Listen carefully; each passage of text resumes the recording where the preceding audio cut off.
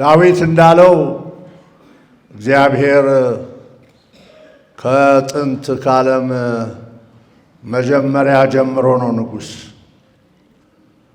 እኛም ደግሞ እሱ ንጉሣችን መሆኑን ስንመሰክር ያንኑ ዳዊት ያስተማርንን ነው የምንቀጥለው። ከ100 ዓመት በፊት ርዕሰ ሊቃነ ጳጳሳት ፒዮስ 11ኛ የሚባሉት የክርስቶስ ንጉሥ በዓልን ሲያውጁ በእሳቸው ዘመን እረፍት ያጣችውን ዓለም ማናቸውንም ምድራዊ ሥልጣንና ኃይል ርዕዮተ ዓለም ወይም በሰው ልጅ ፍልስፍና የተገባ ማንነት ፍጹም በራሱ ብቻ የቆመ ሥልጣንና ገዥነትን ሊያጸና እንደማይችል የሰው ልጅ ለማስመዝገብ ነበር።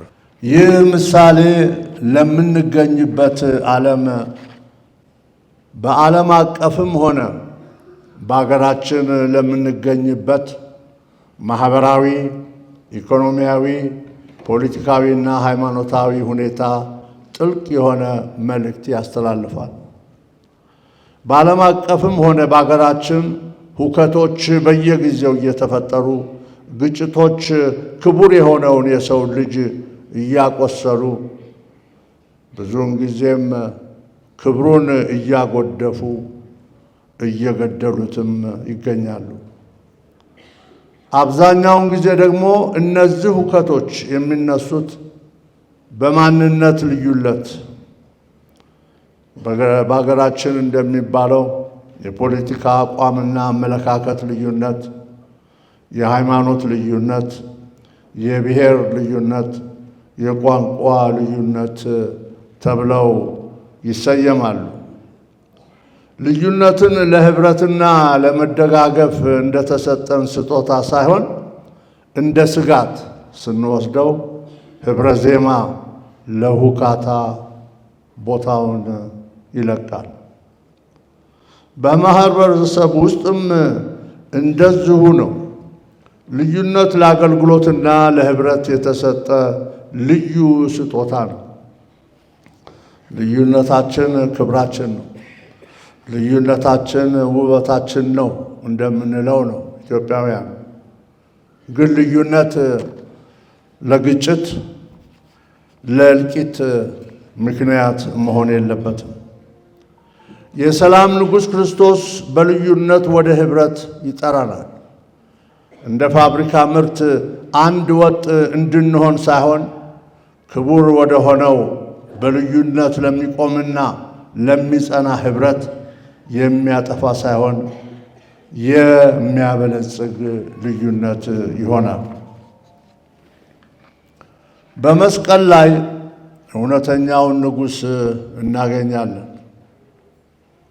እዚህ ላይ እንደምታዩት ክርስቶስ ንጉሥ ዘውድ ደፍቶ በትረ ሥልጣኑን ይዞ ሳይሆን በመስቀሉ ላይ እኛ የምናየው በመስቀል በምስማር ተቸንክሮ ደሙን ያፈሰሰውን እውነተኛውንም ንጉሥ እናገኛለን። ይሄም ከትንሣኤው በኋላ ጌታችን ኢየሱስ ክርስቶስ ወደ ሰማይ ባረገበትና በአብ ቀኝ በተቀመጠበት ጊዜ ሲነግስ ነው ክርስቶስ ንጉሥ የሆነው ወይም ንጉሥ መሆኑን ያሳየን። በወንጌል እንደምናነበው በመጨረሻዋ የሕይወቱ ቅጽበት ላይ ያለ ያ ወንጀለኛ ወንበዴ የመጨረሻ ተማጽኖውን አቀረበ። እነዛ ሁለት ሌቦች ከጌታ ጎን ሆነው የተሰቀሉት የሚገርሙ ናቸው። እነሱ በወንጀላቸው ነበር የተሰቀሉት። ጌታ ግን ምንም ወንጀል ሳይኖረው እኛን ስላፈቀረ እኛን ለማዳን ነበር የተሰቀለው። እነዛ ሁለቱ ወንበዴዎች እርስ በርሳቸው ይከራከሩ ነበር ተሰቅለው። አንዱ በግራ ያለው ኢየሱስን አንተ እንዳስተማርከው እንደሆነ እንደሰበከው ከሆነ የእግዚአብሔር ልጅ ከሆንክ ለምን ራስህን አታድንም? እኛንም ደግሞ ታድነን ነበር ብሎ ይወነጅለው ነበር። በቀኙ የተሰቀለው ግን ደግሞ እሱን ይገስጸው ነበር። አንተ ፈሪሃ እግዚአብሔር እንኳን ትንሽ እንኳን በልብህ አልቀረምን? እኛ በወንጀላችን ነው ተሰቅለን ያለ ነው። ይሄ ግን ምንም ሳያደርግ ነው ይሄን ሁሉ ግፍ ይሄን ሁሉ ስቃይ የሚቀበለው። ጌታ ሆይ እባክህ አስታውሰኝ፣ በመንግሥትህ አስታውሰኝ ብሎ ይለምነዋል። ታስታውሱ እንደሆነ ሁል ጊዜ በዓርብ ስቅለት የምንደግመው ጸሎት ነው። ጌታ ሆይ በመንግሥትህ ስትመጣ አስበኝ።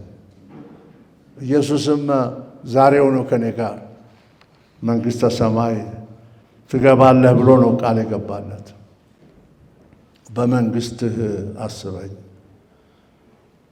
በመጨረሻ ደቂቃ ወንጀለኛ ሆኖ ሌባ ሆኖ ተጸጽቶ ይህችን በማለቱ ደጉ ሌባ ይባላል። በመጨረሻ የሰረቃት ስርቆት አዳነችው። እሷ ምንድን ነው? ጌታ ሆይ በመንግሥት ስትመጣ አስበኝ። እኛም ሁል ጌታን የምንማጸነው በዚህ ነው።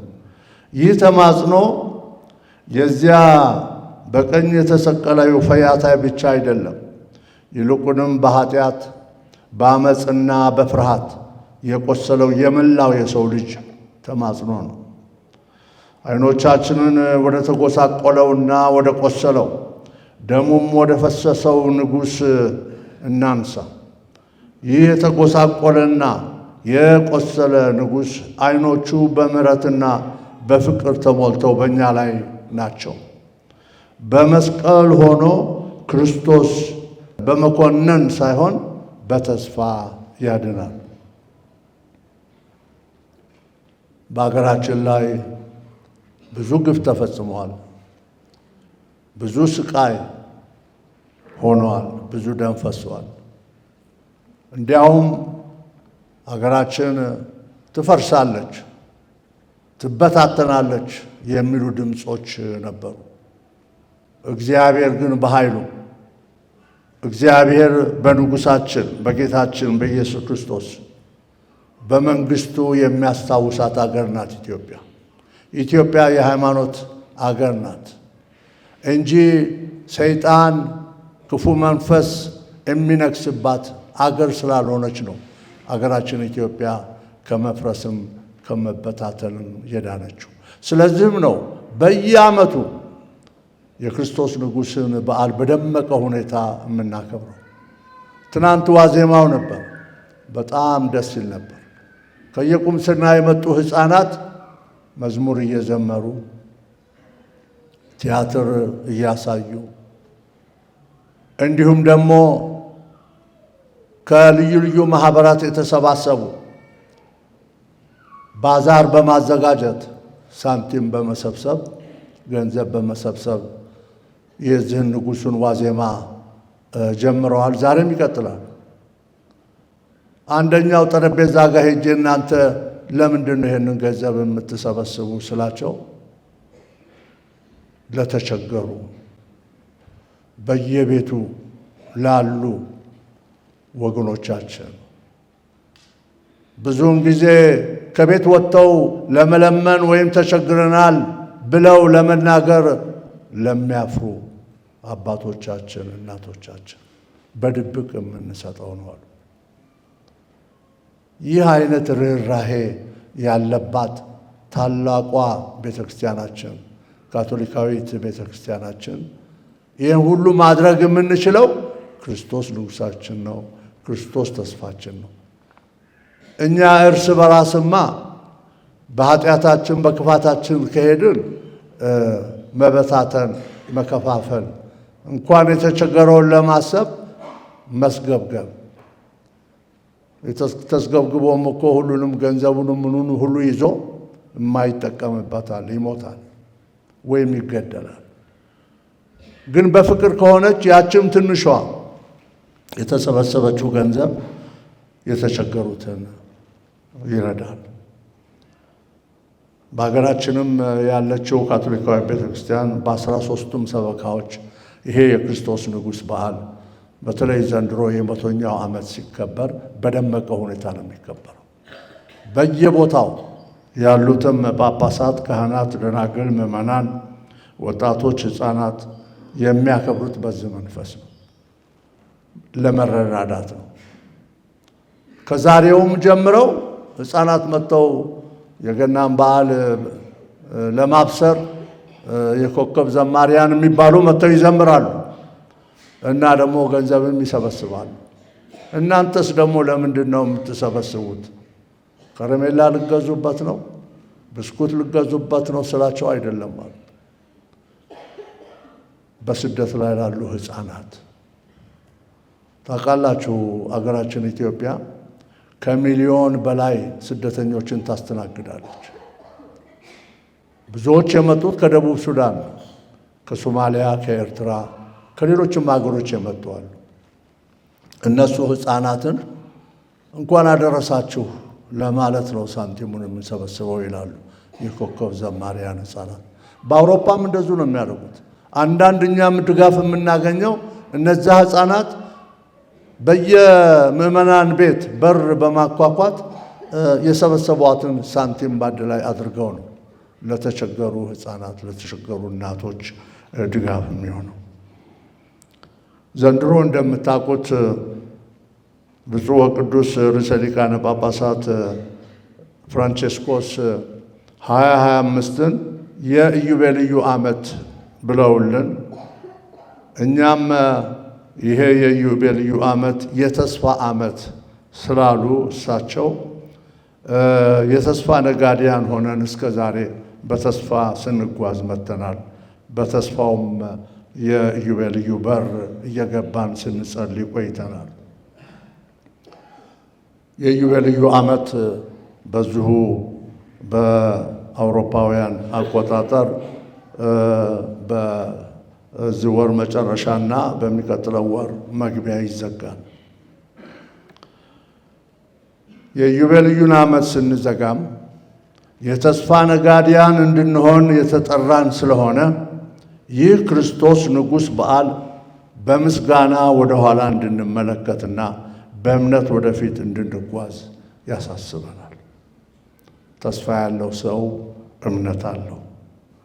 ተስፋችን መሰረት የሌለው ተስፈኝነት ሳይሆን ሕያው በሆነው በክርስቶስ ንጉሥ ላይ የተመሰረተ ይሁን።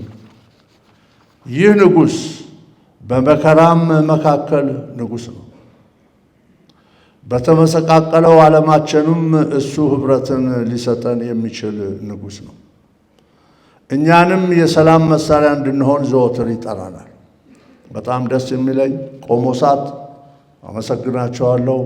በየቁምስናው በየቤተ ጸሎቱ ገዳማውያንም የሆኑት የሰላም ጸሎትን ያደርሳሉ። በየትምህርት ቤቱ የሰላም ጸሎት ይደረሳል። ሃይማኖት አይደለም እሱ፣ ስነ ምግባር ነው። ጌታ ሆይ የሰላም መሳሪያ አድርገኝ ማለት ሃይማኖት ሳይሆን ስነ ምግባር ነው። አባትና እናትን ማክበር፣ ወንድምን ማክበር፣ እህትን ማክበር፣ የተቸገረውን መርዳት መሰረቱ የሰላም መሳሪያ መሆን ነው። ተስፋችንና ሰላማችን የሆነው ክርስቶስ ንጉሥ በልባችን ይንገስ፣ በቤተ ክርስቲያናችንም ይንገስ፣ በሀገራችንም ይንገስ። በተለይ ደግሞ የተለያየ ድምፅ ያላቸው መዘምራን መልካም መዓዛ ያለው ኅብረ ዝማሬ እንደሚያቀርቡ ኢትዮጵያና ሕዝቧ በልዩነት በተዋበና ኅብረትን በፈጠረ የሰላም ዜና፣ የእርቅ ዜማ፣ አንዳንድ ቦታ የእርቅ ዜማ፣ የእርቅ ቃል እየሰማን ነውና እሱንም የእርቅ ዜማ፣ የፍቅር ዜማ በተለይ አገራችን በዚህም ዓመት ውስጥ ለምታደርገው ለምታቀደው ሁሉ በህብረት እኛም ተስፋችንና ሰላማችን የሆነውን ክርስቶስ ንጉሥ በአገራችን ላይ ንገስ እንበል። በአገራችን ላይ ይንገስ።